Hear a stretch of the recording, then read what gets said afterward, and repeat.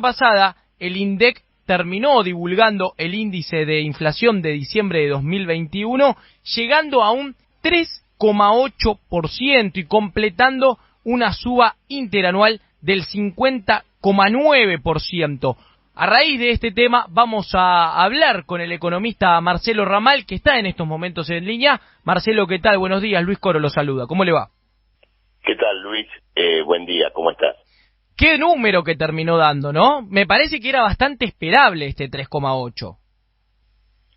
Sí, por supuesto, y también el valor anual que, bueno, pone de manifiesto el fracaso de las políticas de supuesto control de precios que implementó el gobierno, pero principalmente lo que revela este dato es la transferencia de riqueza social que se ha producido en la Argentina del mundo del trabajo al capital industrial, financiero, agropecuario en todas sus formas. Uh-huh. Cuando uno mira, digamos, en primer lugar, lo que aumentó, por ejemplo, en diciembre, particularmente, bueno, la pole position se la llevó la carne. Sí. Uno de los productos supuestamente sometido a acuerdos, cupos de exportación, ¿no es cierto?, y todo lo demás. Toda esta política ha fracasado y ha servido más que nada como una suerte de encubrimiento de una política de remarcación general que tuvo lugar a lo largo de todo el año. Claro. Ahora, Marcelo, la remarcación... Sí, no, complete, por favor. No, la remarcación tiene dos aspectos. Un aspecto de lo que llamaríamos la economía real, Uh-huh. Productos industriales, productos agroindustriales, y luego hay una remarcación financiera. Claro. Uno de los componentes inflacionarios más claros es la indexación de la deuda pública. Uh-huh. Cuando se habla tanto de emisión, ¿no es cierto? Es decir, que se imprime dinero circulante más allá de la producción de bienes en la Argentina, lo que no se tiene en cuenta es que esa emisión viene alimentada fundamentalmente por la deuda pública. Sí. El Estado en este momento está imprimiendo billetes en una cifra casi equivalente a los intereses de la deuda pública en pesos. Sí, pero el presidente Por otro dice lado que la impresión de billetes no es lo que empuja la inflación. Hasta habló de términos psicológicos. Bueno, está bien, eso que se lo pregunte en todo caso a un psicólogo.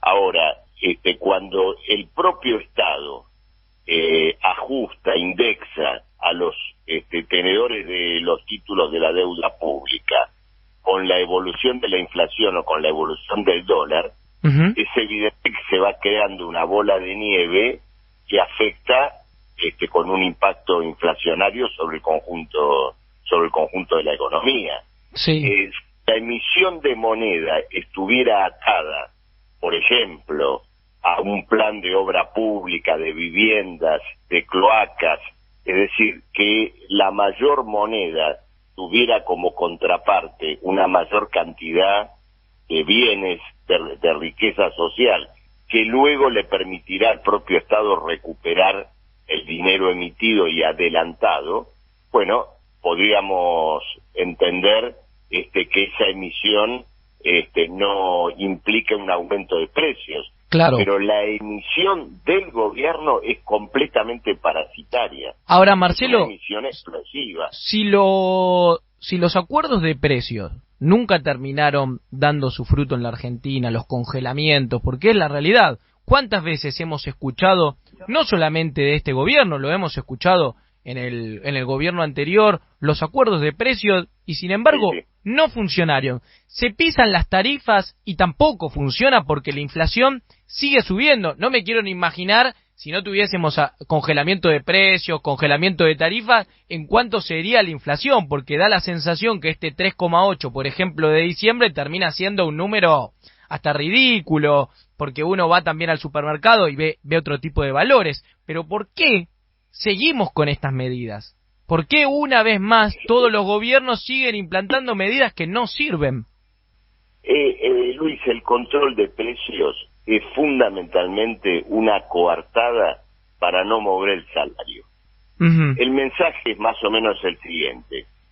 Muchachos, no se preocupen por el poder adquisitivo, que yo, gobierno, me ocupo de los precios.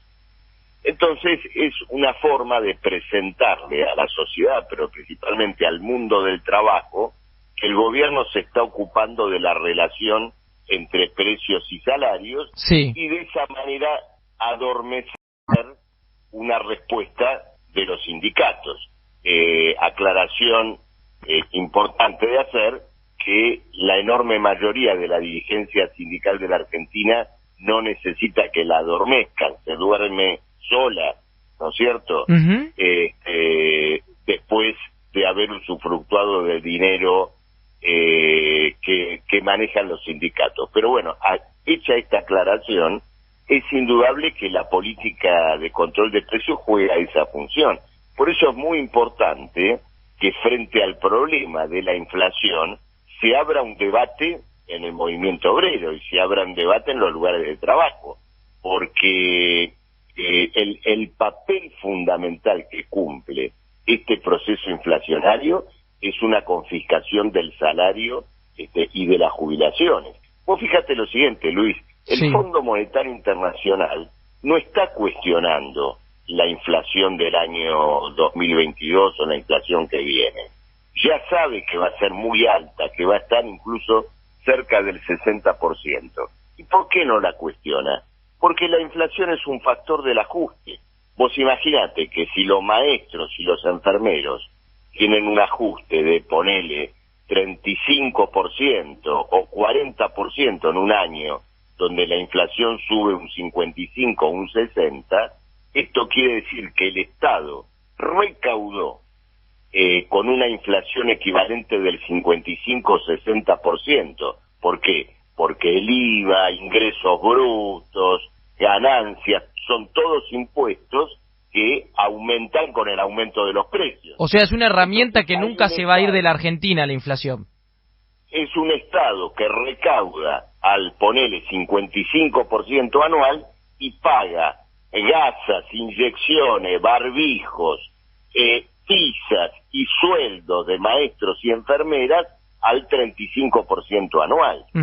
Entonces, ahí tenés el factor confiscatorio que tiene la inflación. Por ese motivo, el Fondo Monetario Internacional sabe muy bien que esa inflación es un componente del ajuste.